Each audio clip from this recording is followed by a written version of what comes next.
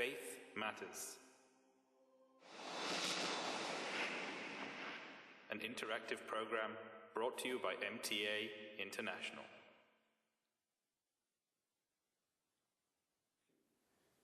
Assalamu alaikum wa rahmatullahi wa barakatuhu, and welcome to the next program in the series Faith Matters, an interactive program in which we discuss aspects of Islam as have been expounded to us by the promised Messiah alayhi salam, Hazrat Mirza Ghulam Ahmad alayhi salam of Qadian. It is an interactive program, and viewers may wish to ask questions that they have, and they can either use the email on faithmatters@mta.tv, or they can also fax us their questions on the following number, +44 208 687 8037. Welcome to the panel that we have today with us. Maulana Ataul Majib Rashid Sahib, who is the Imam of the Fazl Mosque and the missionary in charge of United Kingdom. We also have Maulana Naseem Ahmad Bajwa Sahib, who is the Imam of the Baitul Futuh Mosque here in modern Surrey, United Kingdom, and Maulana Mirza Nasir Ahmad Sahib, who is a lecturer at the Jamia Ahmadiyya in London, UK. Welcome, gentlemen, to the program.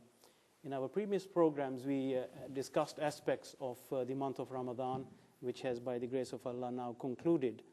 And we thought that this program we should dedicate to the background of the Jamaat Ahmadiyya, because we have members, we have viewers throughout the world who are watching the program, and new viewers are always coming on site and perhaps do not know the foundations of the Jamaat. So perhaps if I could ask with you, Imam Sahib, and if you could tell the viewers about the establishment and when the Jamaat was established. Bismillahirrahmanirrahim.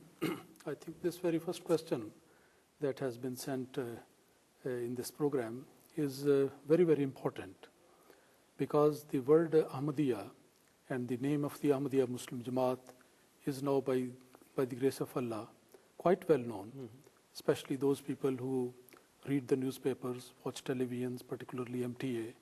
They are quite aware with what Ahmadiyya stands for. But certainly you are right that there are a large number of people who would like to know about the beginning and what is this all about. So very briefly, if I just open up this answer by saying that the Ahmadiyya Muslim Jamaat is that global Jamaat for the revival of the true message of Islam as introduced by Allah Almighty through His chosen Prophet, the Holy Prophet Muhammad sallallahu alaihi wasallam, and that message was to be reconveyed to the people because they had forgotten in this period of latter days. So this movement was started under the express instruction and direction of Allah the Almighty, and the promised Messiah alayhi salatu wasalam, Hazrat Mirza Ghulam Ahmad of Qadian, the Mahdi, Imam Mahdi. He was told by God Almighty that now a time has come where Allah Almighty, according to His prophecy and predictions, now the message of Islam has to be introduced to the whole of mankind once again in its pure form and shape. So for that purpose, Allah Almighty chose him to be the caretaker of the whole project, divine project, that is the Ahmadiyya Jamaat.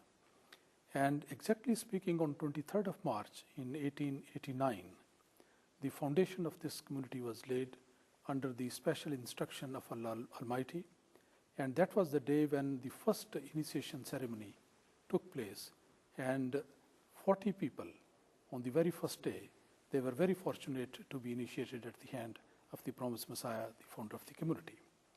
Now, if somebody wants to find out that what was the objective of that one, I've already mentioned briefly, but the main purpose was nothing but to revive the true message of Islam. That is the need of the time, that is the need of the mankind, and as a matter of fact, the whole world direly is in need of getting this path, which is the path of their salvation. The message of Islam is for the whole of mankind. So that has to be conveyed to them. And there are a lot of misunderstandings about Islam which are found here and there. deeply rooted in the minds of the people. So in order to bring about the real, beautiful, pristine, pure picture of Islam, that was the objective for which the promised Messiah ﷺ was instructed to found this community, and he did so.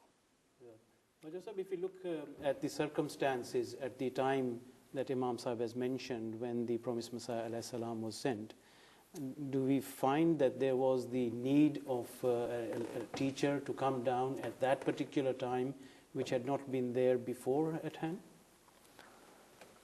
Yes, see, in fact, the Holy Prophet Muhammad ﷺ himself made this prophecy that at the head of every century, Muslim will need a reformer. And exactly the words of the Holy Prophet ﷺ are, إِنَّ اللَّهَ يَبْعَثُ لِهَذِهِ الْأُمَّةِ عَلَى رَأْسِ كُلِّ مِئَةِ سَنَةٍ مَنْ يُجَدِّدُ لَهَا دِينَهَا. This is in the book of Ibn Majah, which is one of the 6 authentic books of Hadith, in which it was stated that surely Allah himself will send somebody at the head of every century who will revive the faith of Islam for the Muslims. So that means that Holy Prophet Muhammad ﷺ was told by Allah that at the head of every century there will be a need. So according to this prophecy, at the head of every century always the reformers were there who are called Mujaddidin. And this list is available in the books of the Muslim scholars. Now, when the 14th century comes, then the question arises, who was the reviver? So we see there is none else except Hazrat Mirza Ghulam Muhammad of Qadian, who said that I have been sent by Allah, I have been appointed by Allah the Almighty. It is possible that some people say that in their eyes so and so person is. They cannot present the claim of any reviver in the 14th century who said that he has been appointed by Allah and who received the revelation from God Almighty. In fact, generally speaking, you probably know that outside the Ahmadiyya community, people say that the door of revelation is now closed. Nobody can receive the revelation. Here this is only one Ahmadiyya community, which says that as the Holy Prophet ﷺ prophesied, that Allah will appoint. So that means that somebody will receive revelation from God Almighty, then he can be appointed. And so this was the background of this. If we can move on from there, we have a question which may have been answered in part, but perhaps you could look at it in another light. It is from Bashir Khan Sahib from Port Augusta in Australia. And he asks, could you explain why the Ahmadiyya branch in Islam was created? It seems odd as you claim that you follow the same Quran and Islamic jurisprudence which the other Muslims follow, but then you created a separate sect. Bismillah ar-Rahman ar-Rahim. Thank you very much for this question. The thing is this, that we have to look at the perspective in which Ahmadiyya Jamaat stands.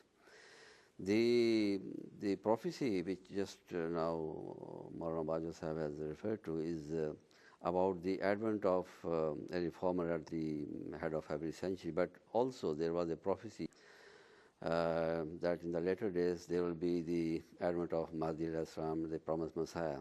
The question is why the Holy Prophet did use the words promise, the Masih or Isa, that he will be raised as the reformer of the Muslim nation.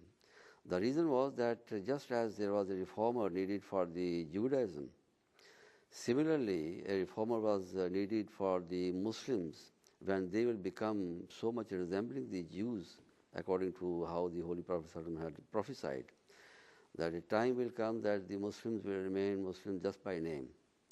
And there will be only the script of the Holy Quran, but there will be nobody who will be found as the true follower of that book. So at such a time the Messiah will be needed. So the need for the Messiah was because of the circumstances which developed over the centuries, that just as Jews, they drifted away from their religion, and a Messiah was needed for their reformation. Similarly, a Messiah was needed in the later days for the reformation of the Muslims, who would become the Jews of that time. So that's why the Messiah was needed for them, and that's why the word Messiah has been used, so that the perspective should be made clear that this is the perspective in which the later day reformer will stand with his community. So the community, as Imam Sahib has just pointed out, that it has been founded on the basis of the divine revelation which the promised Messiah received from God. So according to the revelation which God made to the promised Messiah, he was raised to the elevation of Jesus Christ of this time, and he had to form a new community, just as Jesus Christ formed a new community, which should be distinguished from all the rest of the Jewish factions, Jewish sects,